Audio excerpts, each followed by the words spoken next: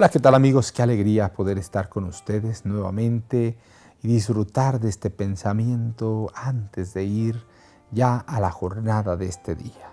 Deseo de todo corazón que sea un mensaje que edifique tu vida, que fortalezca tu alma y que la gracia de Dios pueda estar con nosotros. No lo olvides, lámpara es a mis pies tu palabra y lumbrera a mi camino. Así dice la Sagrada Escritura: me volví y fijé mi corazón para saber y examinar e inquirir la sabiduría y la razón, y para conocer la maldad de la insensatez y el desvarío del error.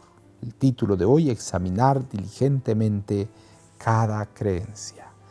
Querido Padre, ayúdanos a entender tu palabra. Tu palabra es verdad. Quédate en nuestra vida, quédate en nuestra mente, quédate en nuestro corazón. En el nombre poderoso de Jesús lo agradecemos todo. Amén, amén y amén. Me volví y fijé mi corazón para saber y examinar e inquirir la sabiduría y la razón, y para conocer la maldad de la insensatez y el desvarío del error. Eclesiastés 7:25. Se me ha mostrado que muchos de los que profesan conocer la verdad presente no saben lo que creen. No comprenden las evidencias de su fe, no tienen una justa apreciación de la obra para el tiempo actual.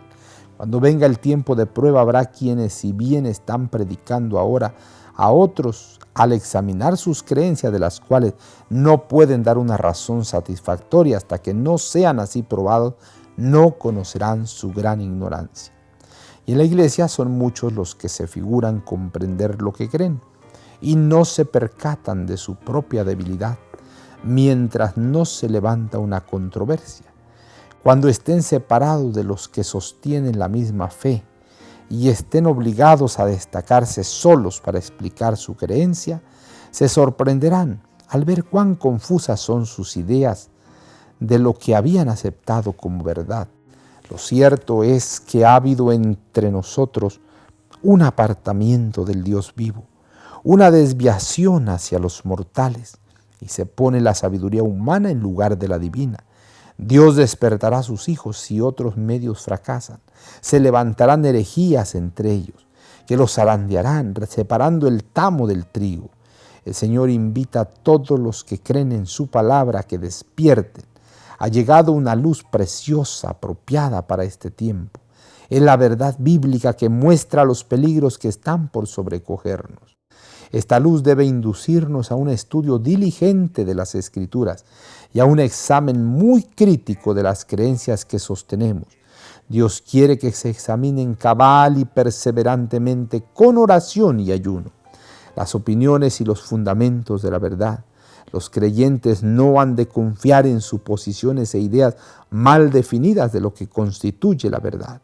Su fe debe estar firmemente basada en la palabra de Dios, de manera que cuando llegue el tiempo de prueba y sean llevados ante concilios para responder por su fe, puedan dar razón de la esperanza que hay en ellos con mansedumbre y temor.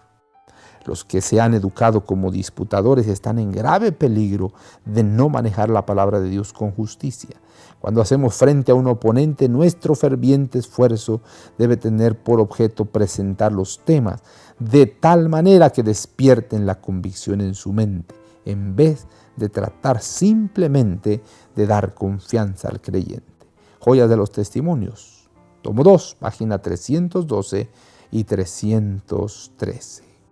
Me volví y fijé mi corazón para saber y examinar e inquirir la sabiduría y la razón, y para conocer la maldad de la insensatez y el desvarío del error. Eclesiastés 7:25. Querido Padre, tú has guiado nuestros pasos. Tú nos ayudas, Señor, a recibir esta bendición, este pan tan extraordinario. Ayúdanos a no dejar de estudiar tu santa palabra. Ayúdanos, Señor, a ser de ese remanente fiel que tú estás buscando. Enséñanos, oh Padre eterno, guárdanos, abrázanos con ternura, y que tu gracia, que tu poder sean con nosotros. En el nombre poderoso de Jesús lo agradecemos todo. Amén, amén y amén. Pues bien, queridos amigos, decimos a todos ustedes: Jehová te bendiga y te guarde. Jehová haga resplandecer su rostro sobre ti y tenga de ti misericordia.